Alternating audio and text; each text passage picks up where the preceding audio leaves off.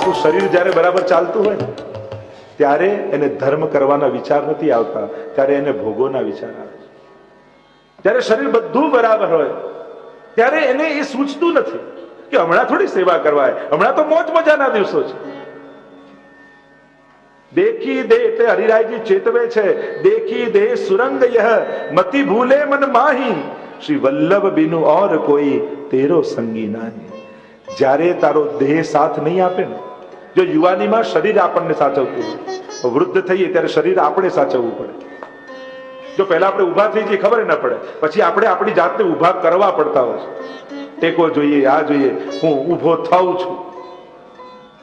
નાના હોઈએ ત્યારે બોડી પાર્ટ શીખવાડવા પડે, જો અહીંયા હાર્ટ છે, અહીંયા કિડની છે, અહીંયા એ છે. મોટી ઉંમર થાય ત્યારે એક એક નસ વિશે ખબર પડી જાય, હાર્ટની ત્રીજી નસ બ્લોક છે, ત્યારે એક એક નસ આપમેળે એક્સરે જોયા વગર આપણને ખબર હોય, અહીંયા આ છે, અહીંયા આ છે, અહીંયા આ છે. પછી એકે શીખવાડવું પડે, બધા પાર્ટો રોજ યાદ કરવા પડે. આજે કિડનીની દવા લઉં, પછી હાર્ટની દવા લઉં, પછી આની દવા લઉં. અને આ બહુ સામાન્ય વસ્તુ છે. આ શરીર જ આવું છે, એમાં તમારા પાપ પણ તમને નથી નડી રહે.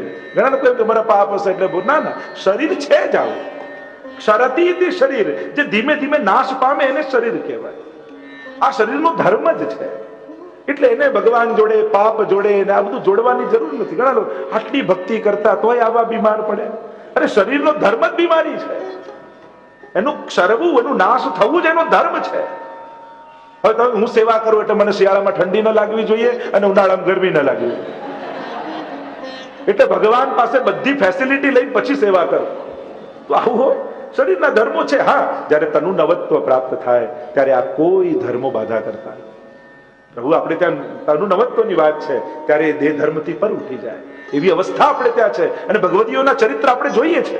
આજે પણ ઘણા ભગવદીઓને જોઈએ છે કે જયારે સેવા કરતા હોય, પાઠ કરતા હોય, પ્રભુમાં હોય ત્યારે કોઈ દેહ ધર્મ એમને બાધા ન કરતો હોય.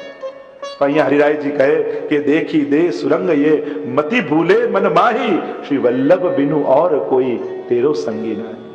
આ બધું શરીર ચાલે ત્યાં સુધી બરાબર છે, પણ જયારે શરીર છોડવાનો વારો આવશે ત્યારે કેવલ ને કેવલ વલ્લભ જ તારા સંગી છે. બાકી બધું મૂકીને જવાનું. ધના નિભુમ ઉપસ્વસ્થ ગોષ્ઠે ભાર્યા ગુરુદ્વારી જના સ્મશાને દેહ ચિતાયામ. જો વૈષ્ણવને લેવા યમદૂતો નથી આવતા, વૈષ્ણવને લેવા તો વલ્લભ એમના પરિકરો સાથે આવે છે. અને ઘણા જીવોને એવા અનુભવ પણ ઠાકોરજી વલ્લભ કરાવતા હોય છે. ગણેશ સ્વયં શ્રી વલ્લભ દમલાજી સાથે એને લેવા માટે આવ્યા છે. ચાલ, તું તો મારી લીલાનો જીવ છે, હું તને લીલામાં લઈ જવા આવું છું. હરિરાયજી કહે કે વલ્લભ બિનો તારો સંગી બીજું કોઈ નથી, એટલે એનો સાથ છોડતો નહીં. જે સાથે આવવાનો છે એને પકડી રાખજે. એમ કહી હરિરાયજી આગળ ગાન કરતા કહે, હરિરાયજી ચેતવે છે કે તું જેને સાથી માને છે ને, આપણે શરીરને સાથી માની કે આ છે તો બધું છે, આ ચાલે છે, પછી કોઈની ચિંતા નથી, મારે કોઈની ગરજ નથી, મારે કોઈની જરૂર નથી. માણસને દરેક વખતે કોઈની જરૂર પડે છે. નજીકના લોકોનો સાથ ન મળે તો અજાણ્યાને રાખવા પડે, પણ કોઈના સાથની તો જરૂર છે જ. અરે માણસ ગુજરી જાય ને તોય 4 જણા જોઈએ ઉચકના. માણસને માણસ વગર ક્યાં ચાલે છે? તેરી સાથી ન દે નહીં યાકે રંગ મત ભૂલ. આ તારો તું જેને સંગી માને છે, સાથી માને તારું શરીર, તું એના રંગમાં ના ભૂલાઈશ. તું એમ ન માનીશ કે આ કાયમ આવું જ રહેશે. કોઈનું શરીર કાયમ આવું રહ્યું નથી, અને આપણા હાથમાં જ નથી. જો આપણા હાથમાં હોત તો કોઈ વૃદ્ધ થાય? આપણા હાથમાં જ નથી. અંત તું હી પછતાએ ગો તુરંત મિલેગી ધૂળ. તું છેલ્લે પછતાઈશ. અને જયારે આ પ્રાણ છૂટશે અને શરીર લઈને જયારે અગ્નિ સંસ્કાર કરશો ત્યારે દુનિયાના મોટામાં મોટા માણસો છેલ્લી ઘડીએ તો બધા ગાગરમાં ભરતા હોય. નાનકડી ગાગરમાં લઈને અસ્થિ લે. દુનિયાના મોટામાં મોટો માણસ, મોટા મોટા પદોમાં બેસેલા માણસો છેલ્લે તો એ ગાગરમાં પુરાઈને બીજાના હાથે વિસર્જનો પામતા હોય છે. અને એટલા માટે આ દેહનું, પદનું કોઈ પણ મત ન કરીશ. તું મનુષ્ય દેહ મળ્યો છે એટલે એક વાત વિચારજે કે મને ભક્તિ કરવાનો ભગવાને અવસર આપ્યો. મારે આની એક એક ક્ષણ ગુમાવવી નથી. મારે જીવીને જવું છે, મારે મરીને નથી જવું. જીવનનો તૃપ્તિ અને ઓડકાર લઈને દેહ છોડવો છે, મારે મૃત્યુ પામીને નથી જવું આ દુનિયામાં. 2 પ્રકારના લોકો, ઘણા મરીને જાય, ઘણા જીવીને જતા હોય છે. મારે તો જીવીને જવું છે. આમ કહી અને આગળ ગાન કરતા હરિરાયજી કહે, દેહ દેખી સુરંગ યહ મતિ લડાવેલા, શરીર જ્યારે સારું ચાલતું હોય ત્યારે ખૂબ એને લાલ લડાવવાની કોશિશ કરી, પણ ગણિકા કેસી મિત્રતા, આ શરીર સાથેનો સંગ કેવો છે? એક ગણિકા, એક વારાંગના હોય એની જોડે મિત્રતા કરો, તમને એમ લાગે કે હવે આ મારી થઈ ગઈ, પણ એ બીજા દિવસે બીજા કોઈ ઓરની થઈ જાય છે. એમ જ આ માનવ દેહ પણ એવું છે, શરીર છે ત્યાં સુધી છે, પણ આ જીવાત્મા જ્યારે છોડીને જાય ત્યારે બીજા કોઈ શરીરને પામી જતો હોય છે. તો કહ્યું ગણિકા કી સી મિત્રતા અંત હોયગી ભાણ, અને છેલ્લે એ વ્યક્તિની મજાક બની જતી હોય છે. એમ તારું જીવન ક્યાંક મજાક બનીને ન રહી જાય એના માટે સાવધાન રહેજે, એમ કહી હરિરાયજી આગળ થાય. નાના મારું શરીર તો ઉત્તમ છે. હરિરાયજી કહે દે દેખ સુરંગ મત ભૂલે તું ગવાર. અરે મૂર્ખ, આ દેહને જોઈને ફૂલાઈશ નહીં. ચામડાનું તો ખાલી પેકિંગ છે, અને આ સ્કિનના પેકિંગને જોઈને આપણે ખુશ થઈ જઈએ કે આનું પેકિંગ સારું, આનું ખરાબ, આનું ધોળું, આનું કાળું, આનું આ. માણસની તકલીફ જ ને. હવે તમને કોઈ મોંઘામાં મોંઘો હીરો આપતો હોય પણ ફાટેલા ચીથરામાં બાંધીને આપે તો તમે લો કે ફેંકી દો? બતાવો. તમારું ધ્યાન પછી ચિત્રામાં હોય કે હીરામાં હોય? કેવા હોશિયાર છો બધા! હીરામાં હોય. એમ જ દુનિયામાં ઘણાના પેકિંગો ખરાબ હોય છે, અંદર તો ઠાકોરજી રૂપ હીરો જ બધામાં બિરાજમાન છે.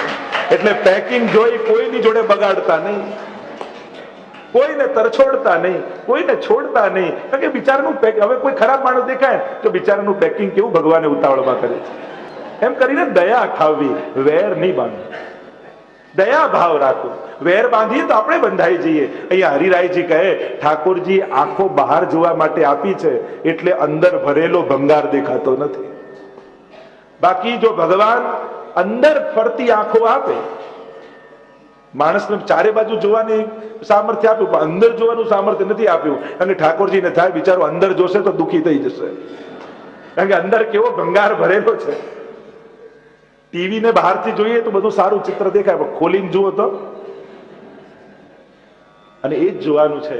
જો ફોટો જોઈને તો બધાય રાજી થાય, પણ એક્સરે જોઈએ તો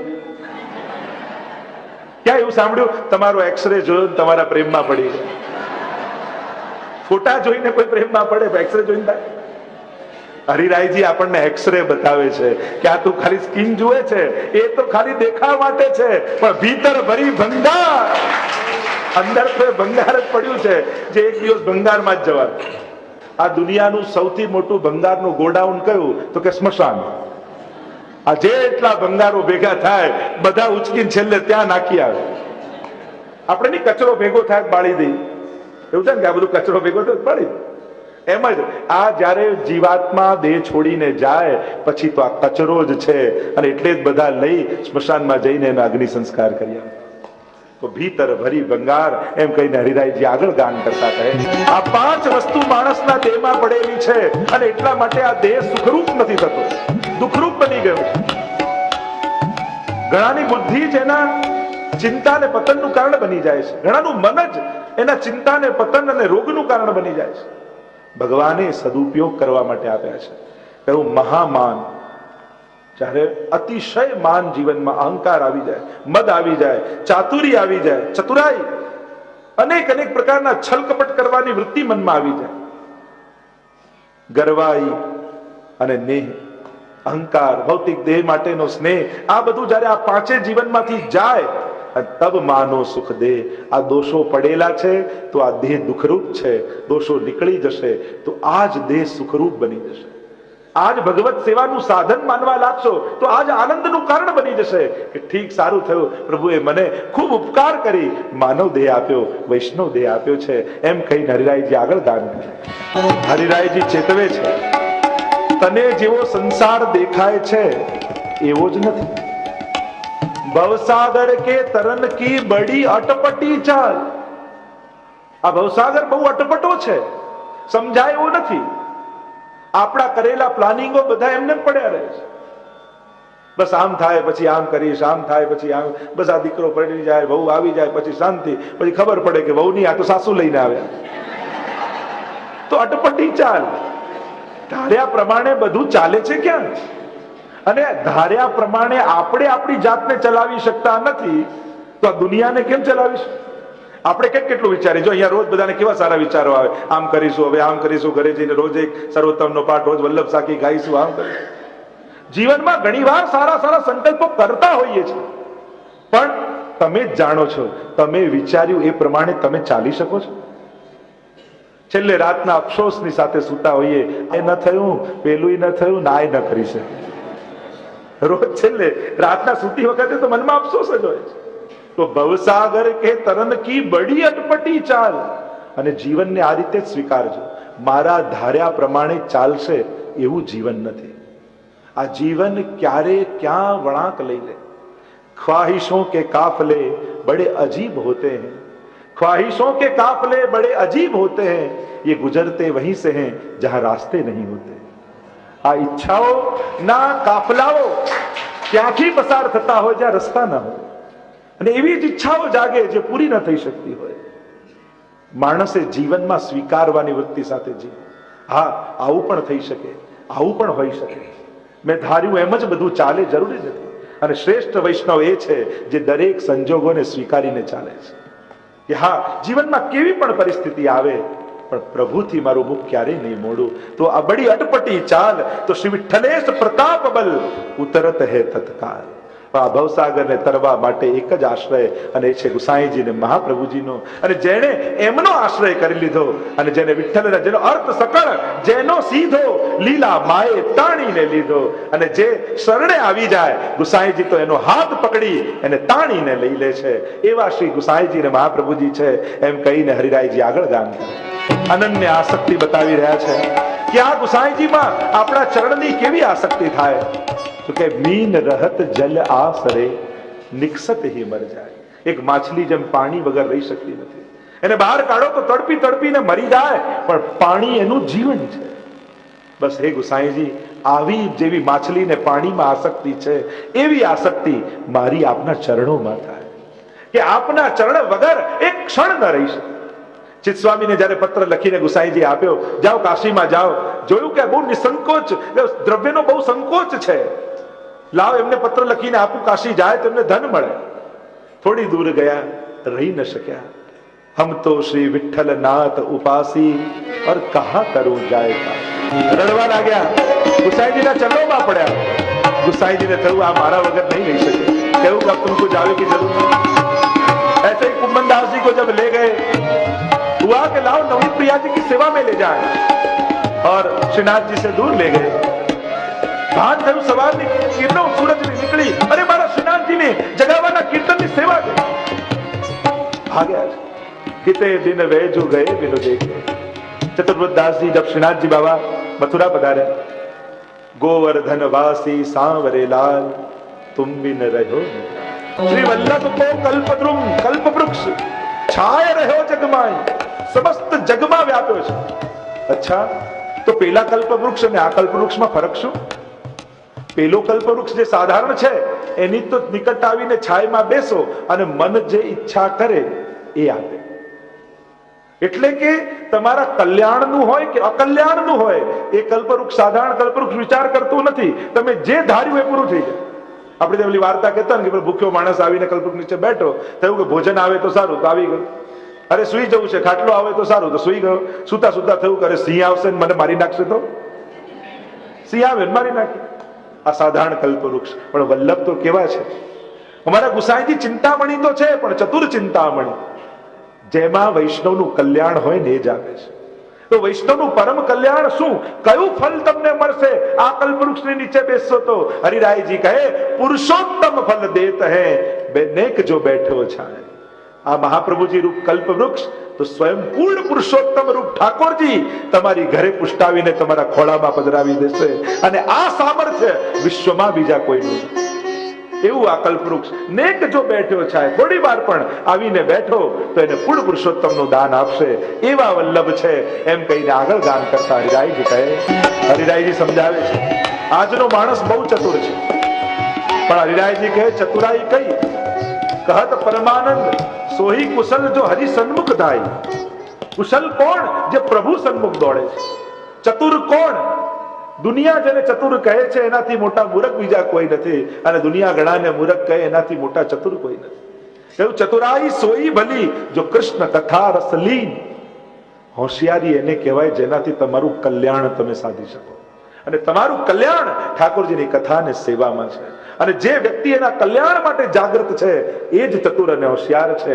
બાકી અત્યારની ચતુરાઈ કેવી છે તો કહ્યું પરધન પર મન હરન કો કહીએ વહી પ્રવીણ. આ દુનિયામાં તો પ્રવીણ કોને કહેવામાં આવે, ચતુર કોને કહેવામાં આવે? જેને બીજાનું પડાવી લેતા આવડતું હોય ને એ સૌથી હોશિયાર કહેવાય. ઘરે બે છોકરા હોય ને, એક સાવ સીધો હોય, એને આવું બધું છલકપટ ને ના આવડતું, બીજો એવો ખિલાડી હોય કે બધાનું ક્યાંક ક્યાંકથી લઈ આવે, તો ઘરે મા બાપ પણ કે આ બહુ હોશિયાર છે અને આ બિચારો ભગવાનનો છે. અરે પેલો હોશિયાર પણ હોશિયારી કામની શું? જે ભોળા છે અને જેને છલ કપટ કરતા નથી આવડતું એમને બગાડવા માટે સંસાર કેટલી મહેનત કરે છે. કે આને કોઈક એવી જગ્યાએ ટ્રેનિંગમાં રાખું કે બધું પ્રેક્ટિકલ આવડી જાય, એટલે કે એમ બીજાનું લેતા પડાવતા આવડી જાય. લોકો ટ્રેનિંગ આપવા મોકલે, એવા હોશિયાર હોય એની પાસે રહેવા મોકલે કે ચલો એની પાસે શીખી જશે. પણ જેને છલ કપટ કર્યા સિવાય પણ જીવન ચાલે છે તો એનું જીવન બગાડવા માટે શા માટે મહેનત કરે? જેને જરૂર નથી આ બધા કરવાની તો એને બગાડવાનો પ્રયાસ શા માટે? તો દુનિયામાં તો એ જ હોશિયાર કહેવાય છે જે બીજાનું ધન મન પડાવી શકતો હોય. તો હરિરાયજી ચેતવે છે કે બને જીવનમાં નિર્દોષતા રાખજો, ત્યારે જ્યાં સુધી આ બધી બુદ્ધિની ચતુરાઈની જરૂર ન પડે એ જ સારું છે. એમ કહીને આગળ ગાન કરતા હરિરાયજી કહે ચતુરાઈ ચૂલે પરો. હરિરાયજી તો ચતુરાઈ ચૂલામાં જ નાખે છે કે આ જે ચતુરાઈઓ દુનિયામાં ફસાવનારી છે એ તો ચૂલામાં જ જાય. और ज्ञानी को यम खाओ दया भाव हरिभक्ति बिन क्या न परो जरी जाओ. બધું જ જાણ્યું પણ હૃદયમાં જો દયા ના આવી અને ભગવાનમાં ભક્તિ ન જાગી તો એ જ્ઞાન તો પડ્યું બળી જ જવાનું છે શરીરની સાથે. જેનું જ્ઞાન કેવલ બુદ્ધિ સુધી જ સીમિત છે એનું જ્ઞાન એના માથાનો ભાર છે, અને જેનું જ્ઞાન એના આચરણમાં આવી ગયું છે એ જ્ઞાન એના જીવનનું ઉદ્ધારક છે. નહીં તો ડિસ્ટન્સ કેટલું બુદ્ધિ અને પગનું 5 ફૂટ 5.5 ફૂટ. પણ અહીંયાની વાત અહીંયા સુધી આવતા આવતા 60 વર્ષ જતા રહેતા હોય છે. આ જ્ઞાન આચરણ સુધી આવતા જીવન સમાપ્ત થઈ જાય છે. દર્શન કરવામાં 10 મિનિટ લાગે પણ દર્શન કરવા જવું એ વિચાર આવતા આવતા 60 વર્ષ જતા રહે છે. દર્શન કરવામાં તો 10 જ મિનિટ લાગે પણ એ પગથિયા ચડવામાં જિંદગી સમાપ્ત થઈ જાય. આ જ માણસની વિચિત્રતા છે. અને એટલા માટે આગળ ગાન કરતા હરિરાયજી કહે શ્રી વલ્લભ સુમર્યો નહીં ઓર બોલ્યો અટપટો ગો. વૈષ્ણવના કુળમાં જન્મ લીધા પછી પણ જેના મુખમાં ક્યારે એક વાર પણ શ્રી વલ્લભ એવું નામ નથી આવ્યું. ઓર બોલ્યો અટપટ. દુનિયાની બધી જ વાતો કરી લીધી, એને બધું જ બોલી લીધું, દુનિયાની કેટલી ભાષાઓ શીખી લીધી, પણ શ્રી વલ્લભ શ્રી કૃષ્ણ મુખમાંથી ક્યારે નીકળ્યું નહીં. તો હરિરાયજી કહે તાકી જનની બોજન મરી વૃથા બજાય ઢોલ. કે એની જનનીએ એની માતાએ તો ખોટો ભાર ઉચક્યો, ખોટા ઢોલ વગાડ્યા આના જન્મવાના. કારણ જે જન્મ લઈને જન્મને સુધારી ન શકે એનું જન્મ લેવું જ વૃથા છે. જે જીવન પ્રાપ્ત કરીને પણ જીવનનું કલ્યાણ ન સાધી શકે એનું જીવન લેવું જ વૃથા છે. જીવનમાં કોઈ સત્કર્મ ન કર્યા, ન હરિ ગુરુ વૈષ્ણવની ક્યારે ટહેલ કરી, ન ક્યારે કોઈ સમાજ સેવામાં ભાગ લીધો, ન ક્યારે કોઈ સાથ આપ્યો. હરિરાયજી તો કહે છે કે જેને આ વલ્લભનું નામ લીધું નથી એની તો જનની વૃથા બોજ ઉચક્યો છે, ખોટા ઢોલ વગાડ્યા. એમ કહીને આગળ ગાન કરતા કહ્યું ઘર આવે વૈષ્ણવ જબે. હવે તમારા ઘરે કોઈ વૈષ્ણવ આવે તો શું કરવું એનો વ્યવહાર અને વિવેક હરિરાયજી શીખવે છે. દીજે 4 રતન આપજો. વૈષ્ણવ ઘરે આવે તો વૈષ્ણવનો વ્યવહાર કેવો હોવો જોઈએ? તો કે જ્યારે વૈષ્ણવ ઘરે આવે તો 4 રતન આપવા.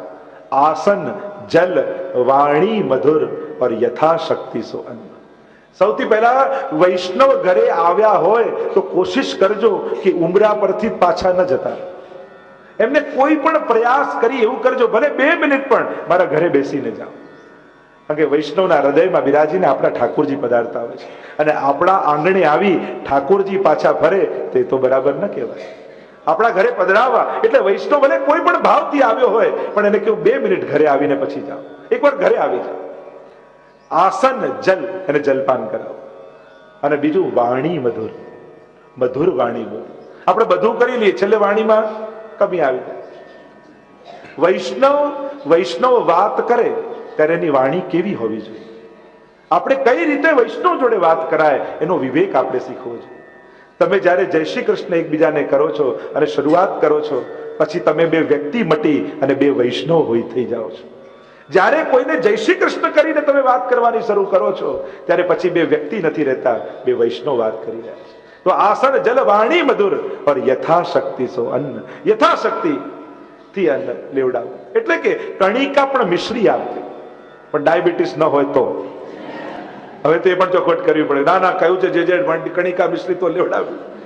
પણ જેની સેવા કરો એ જો સેવ્યને સુખ ન થાય તો પછી એ સેવા નથી. તમે જેને સેવા કરો છો એ સેવા સ્વીકારને અને આનંદ છે.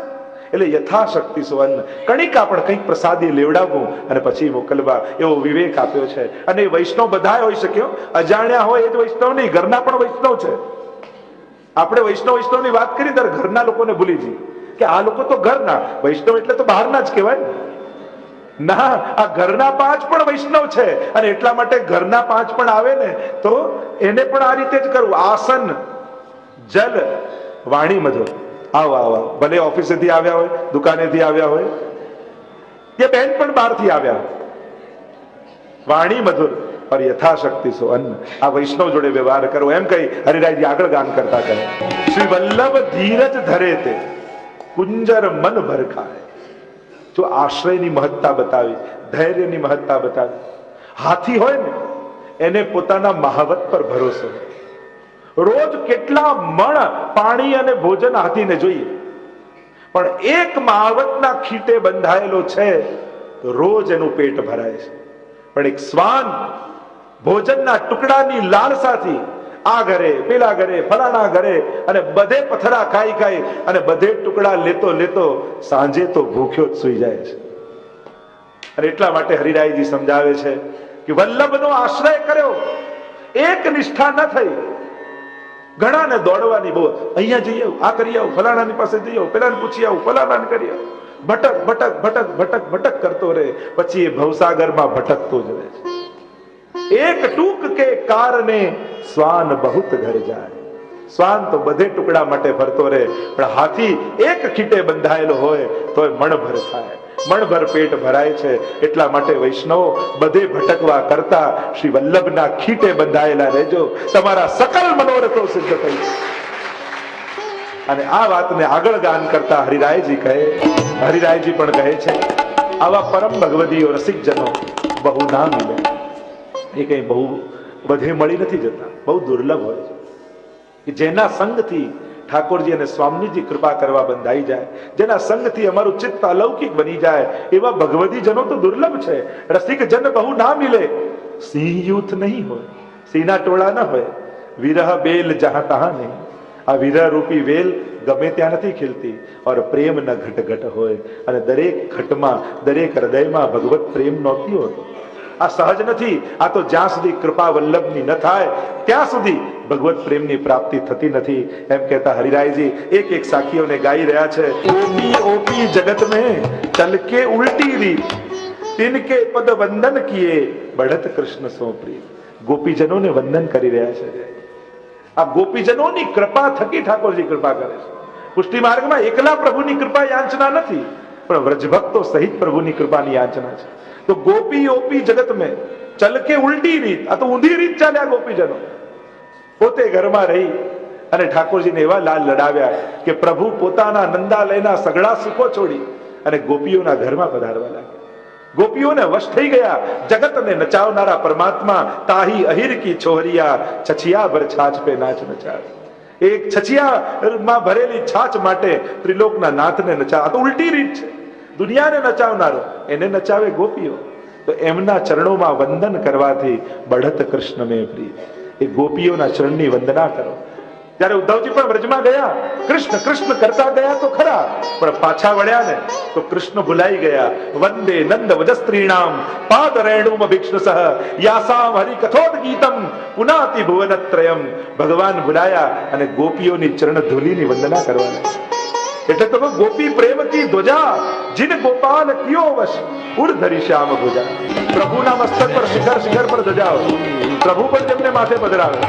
જો શ્રીનાથજીને ઉપર શિખરમાં જાઓ તો ધ્વજાઓ છે. આ ધ્વજાનું શું ભાવ, શું સ્વરૂપ? તો કે ગોપીજનોના ભાવ, જુદા જુદા રંગ એ પ્રકારના ભાવ છે.